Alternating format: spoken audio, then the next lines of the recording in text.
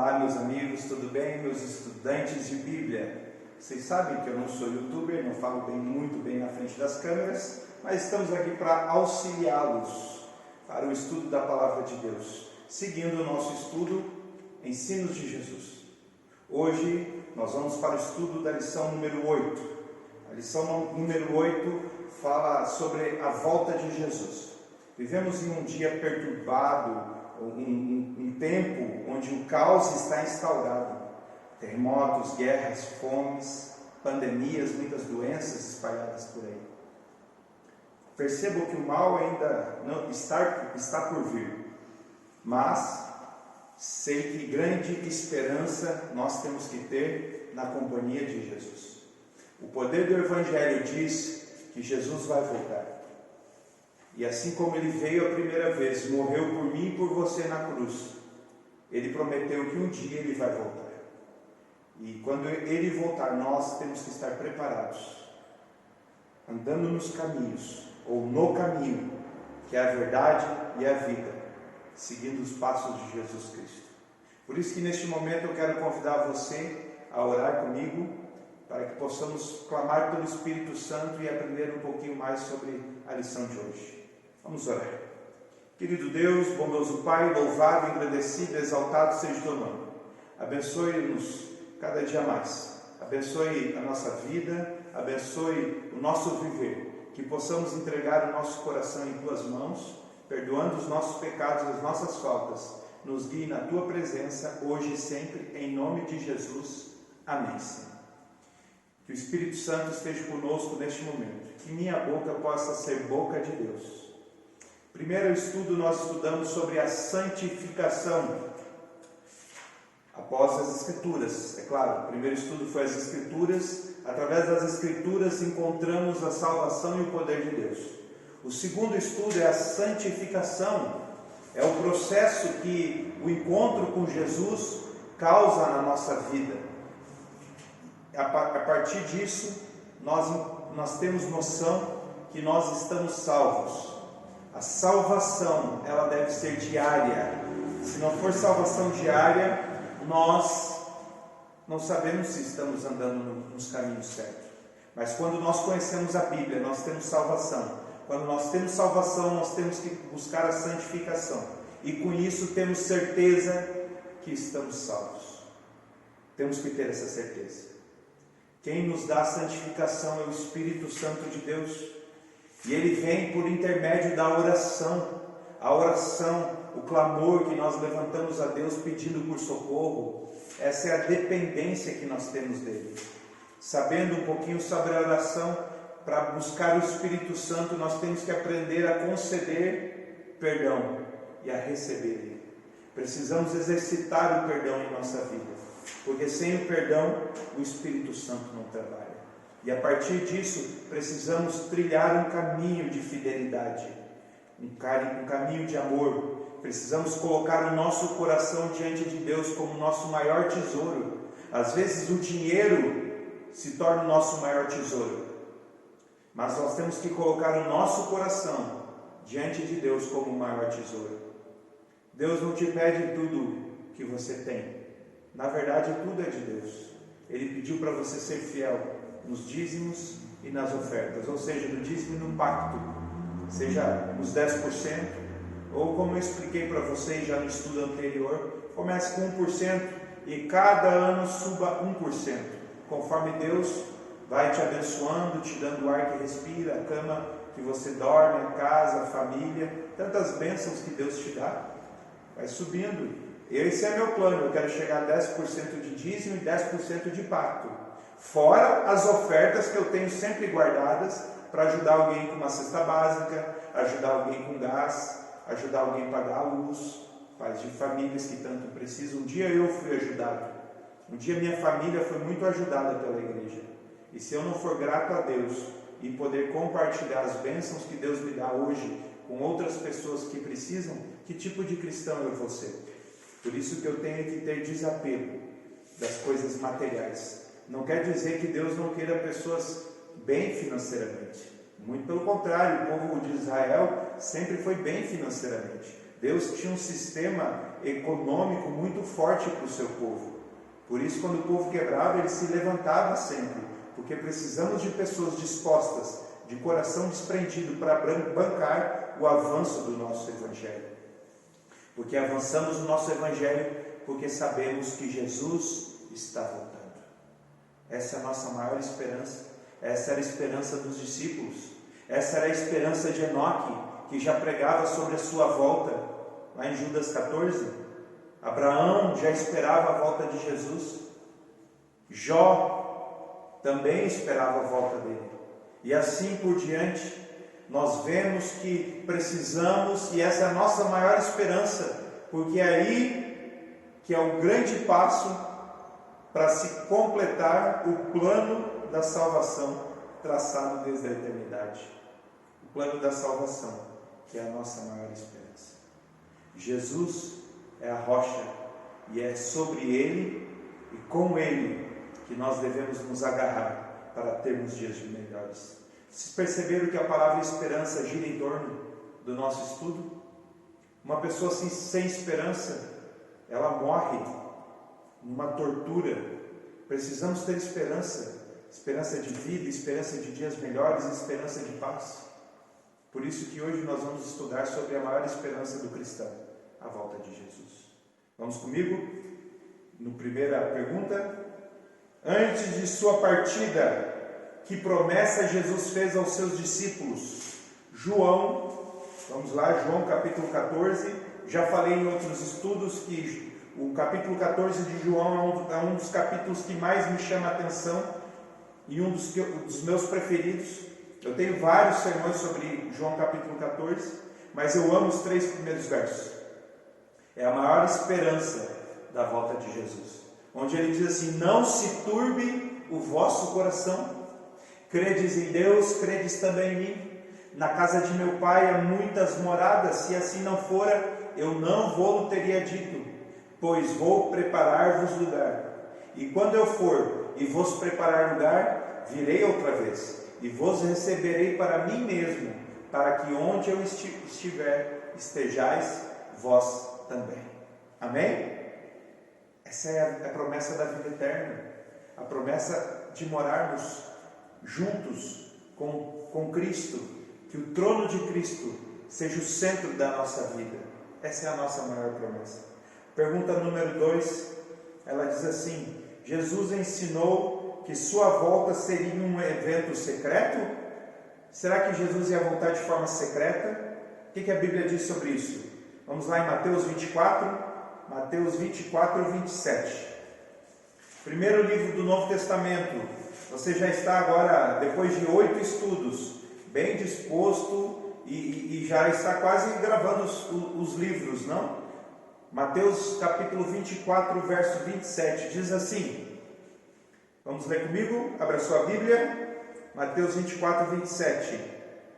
Porque assim como o relâmpago sai do Oriente e se mostra até no Ocidente, assim há de ser a vinda do Filho do Homem. Então, de ponta a ponta da terra, todas as pessoas irão ver Jesus voltar, nada de forma secreta. Tome cuidado quando alguém disser para você: Jesus veio aqui, Jesus veio ali. Negativo. Primeiro, que Jesus não vai pisar nessa terra nunca mais, enquanto ela estiver contaminada pelo pecado. Segundo, a Bíblia diz que todo olho verá. Aonde que diz isso? Vamos lá? Apocalipse capítulo 1, verso 7. Abra sua Bíblia. O último livro do Novo Testamento. Apocalipse 1, verso 7. Diz assim: não suponha... Não, desculpa, já estava no Tiago. Passei um pouquinho. Apocalipse 1, verso 7. Diz assim: eis que vem com as nuvens, e todo olho verá, até quantos o transpassaram, e todas as tribos da terra se lamentarão sobre ele certamente. Amém. Todo o olho verá, não será secreto, não vai haver arrebatamento secreto, todo o olho verá. A Bíblia ensina isso. Jesus vai voltar e todos estarão cientes da sua breve volta. Tá bom? Tá acompanhando comigo? Que nem diz aí o pastor Luiz Gonçalves, chega mais pertinho. Falando em pastor Luiz Gonçalves, acompanhando hoje, às 20 horas, a nossa Semana Santa, que vai transformar a vida das famílias. Sabemos que sexta-feira aqui, não sabemos se era o dia específico, mas sexta-feira nós vamos estar celebrando a crucifixão de Jesus. Por que celebrando? Porque foi o ápice do plano da salvação. Não esquecendo que o domingo de Páscoa é a ressurreição.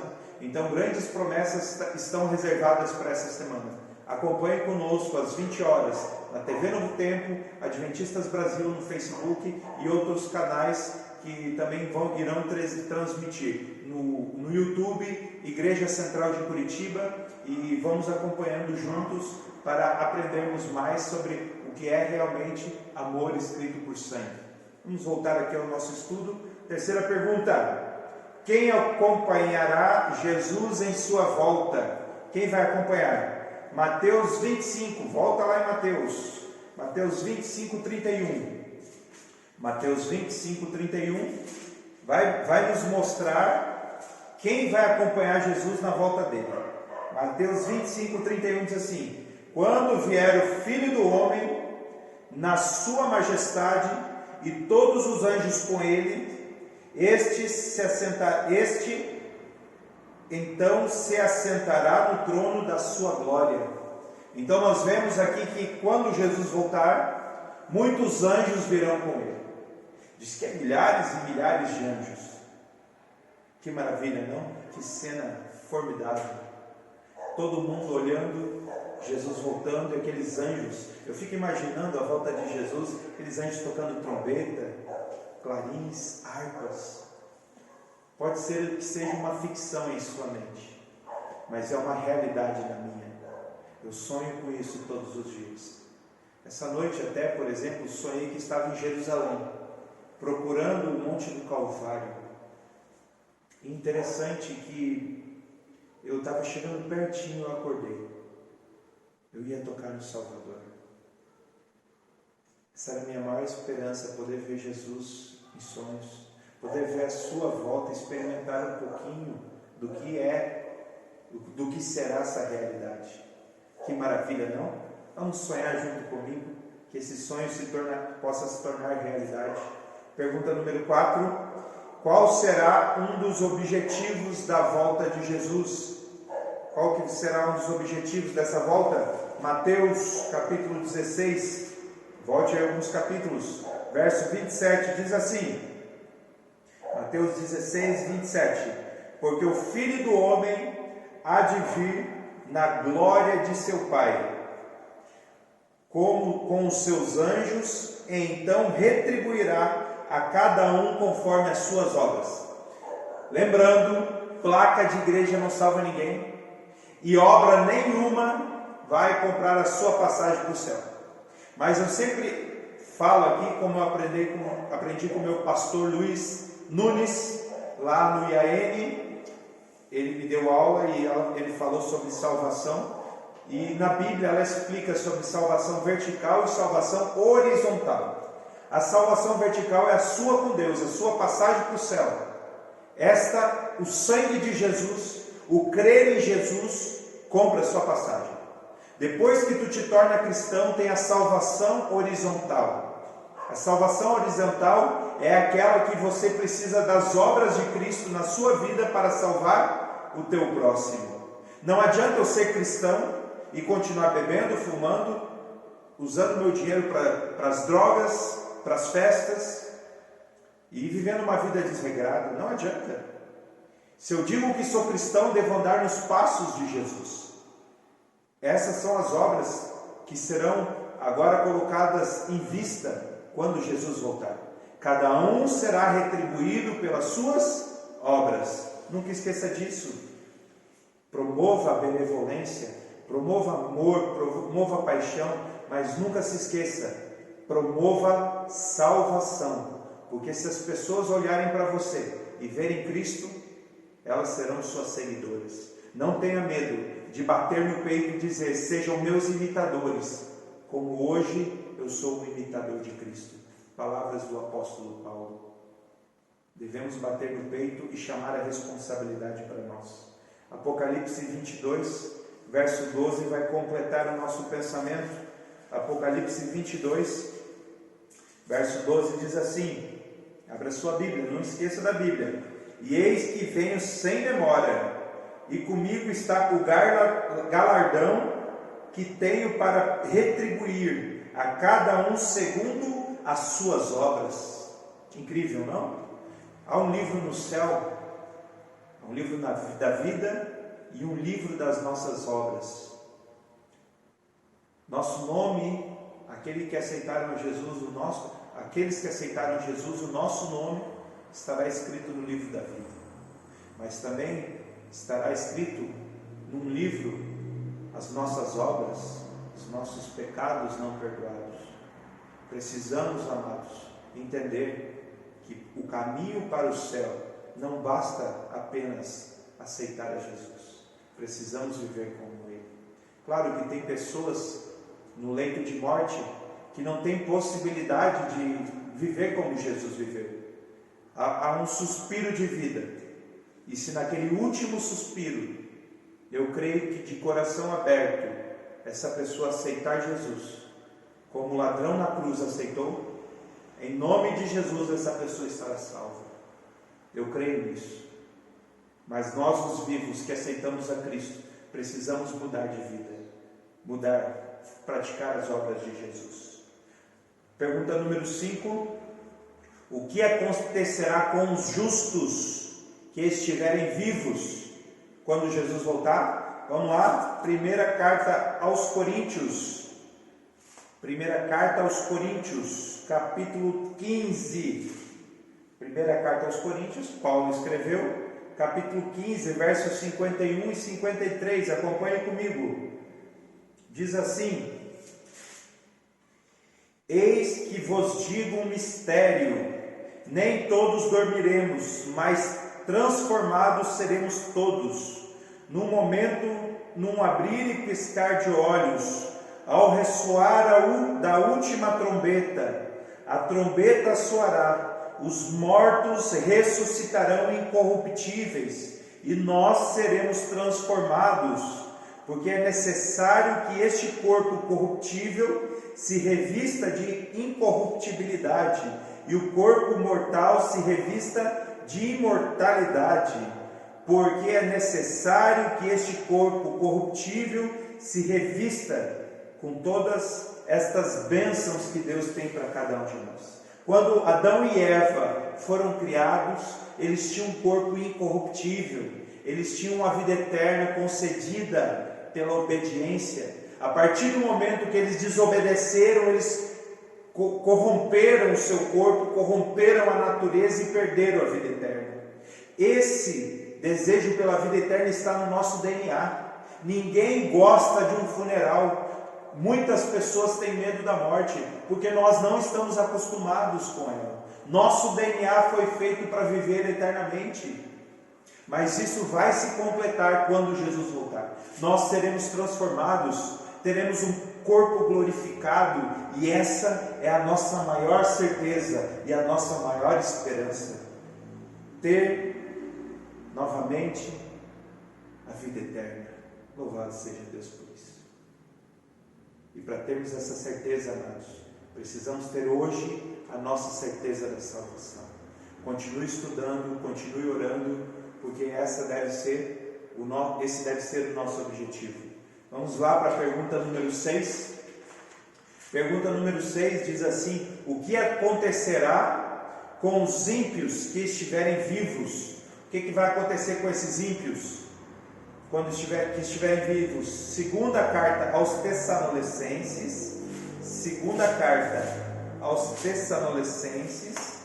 Vamos lá, mais uma carta de Paulo. Segunda carta aos Tessalonicenses, capítulo 2, verso 8. Capítulo 2, 8 diz assim: então será de fato revelado o iníquo, a quem o Senhor Jesus matará com um sopro de sua boca, e o destruirá pela manifestação da sua vinda. Louvado seja Deus por isso. Louvado seja Deus porque nós temos a certeza de estarmos salvos hoje. Mas o ímpio, aquele que não aceitou Jesus, aquele que não abriu o seu coração para uma transformação de vida, estes, infelizmente, serão exterminados. Triste isso, não? Deus elegeu a todos para a salvação, mas nem todos aceitaram. Só existe dois grupos aqui nesta terra, os salvos e os perdidos, o trigo e o joio. Em qual grupo desses você está? Nós precisamos ser cristãos praticantes, precisamos viver o evangelho vivo, real. Eu sou jovem, eu sempre gostei de desfrutar das coisas do mundo, era maravilhoso, mas era um sentimento eufórico e a euforia é passageira. Hoje eu sou feliz, eu sou o homem mais feliz desse mundo. Pode vir a dificuldade que for, pode vir as lutas que vierem, eu continuo sendo feliz. Não quer dizer que eu não tenho momentos de tristeza, tenho, mas eu continuo sendo feliz. Felicidade, ela supera qualquer coisa. Agora a euforia passa. A euforia ela é massageada pelo prazer realizado. Ela é passageira. E muitas pessoas trocam a salvação por um prazer momentâneo. Adultério, uso de drogas, bebidas, cigarro, enfim, sexo desregrado. Deus tem muitas coisas para te conceder. Eu abri mão de todas essas. E graças a Deus, Deus me abençoou com uma esposa. Agora tenho um filho de 2 anos e minha esposa está grávida. A grande maioria dos meus amigos já morreram. E agora? O que será de você? Qual sua escolha hoje? Qual lado você quer estar? O que acontecerá então? Quais são os sinais da volta de Jesus? Nós temos algumas coisas que a Bíblia nos ensina. Que sinais preditos por Jesus indicariam a sua vinda, ou seja, o tempo do fim. Isso aí é para o tempo do fim. Quais são os sinais? Vamos lá em Lucas, capítulo 21. Mais uma vez eu vou pedir, abre a sua Bíblia. A sua Bíblia deve ser a sua espada. Você deve acompanhar, deve carregar ela a vida inteira. Lucas 21, verso 25, diz assim, 25 e 26. Haverá um sinal no sol, a lua e as estrelas sobre a terra, angústia entre as nações, em perplexidade por causa do bramido do mar e das ondas. Haverá homens que desmaiarão de terror, e pela expectativa das coisas que sobreviverão o mundo, pois os poderes do céu serão abalados. Esses são os sinais da volta de Jesus. Muitas dessas coisas já estão acontecendo. Olha o terror que está colocado nesse mundo. Olha as lutas. Olha as pandemias, as pessoas acuadas dentro das suas casas. Todo mundo com medo. É isso que Satanás quer instaurar na nossa mente. Mas que possamos sermos fiéis a Deus e termos a certeza que apesar de toda essa dificuldade, Jesus está voltando. Esse é o meu maior sonho, o meu maior desejo. E a pergunta número 10, e última pergunta: que sinal Pedro apontou a respeito da volta de Jesus? Segunda carta de Pedro,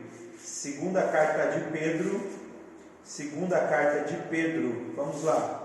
Segundinha carta de Pedro, lá no final do Novo Testamento, antes de Apocalipse, antes de Judas, antes de João, segunda carta de Pedro, capítulo 3, verso 3 e 4, diz assim: tendo em conta antes de tudo que nos últimos dias virão escarnecedores com seus escárnios, andando segundo as próprias paixões e dizendo: onde está a promessa da sua vinda? Porque desde que os pais dormiram, todas as coisas permanecem como desde o princípio da criação. Queridos, muitos iriam esnobar ou zombar dos nossos pensamentos e conhecimentos. Mas creia que, apesar de tudo isso, se agarre com força e com firmeza e com fé, porque eu prefiro ter a esperança da volta de Jesus do que não ter esperança nenhuma. Eu quero concluir aqui e fazer um convite para você. Aceite o Evangelho, aceite as Escrituras, aceite os conselhos de Deus de forma apaixonante, de forma amorosa, e coloque isso em prática. Que esse possa ser o teu desejo. E eu tenho 3 afirmações aqui, e eu quero que você diga assim para as 3. Eu compreendo que a volta de Jesus será visível, pessoal e literal, e somente em sua volta a recompensa será dada a cada ser humano. Concorda? Se você concorda, dá um like aí. Eu decido hoje, pela graça de Cristo, fazer todo o preparo para a volta de Jesus. Se você decide, amém? Amém por isso. Você está estudando a Bíblia para isso, para decidir por Jesus e aguardar a sua breve volta. E terceira e última afirmação, eu desejo, com a ajuda do Espírito de Deus, alertar outros sobre a volta de Jesus. E aqui eu quero fazer um último apelo. Salve a sua família. Não vá para o céu sozinho.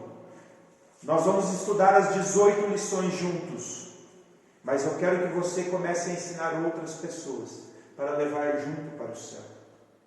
Que Deus te abençoe. Que Deus te guarde. Que Deus ilumine a sua vida.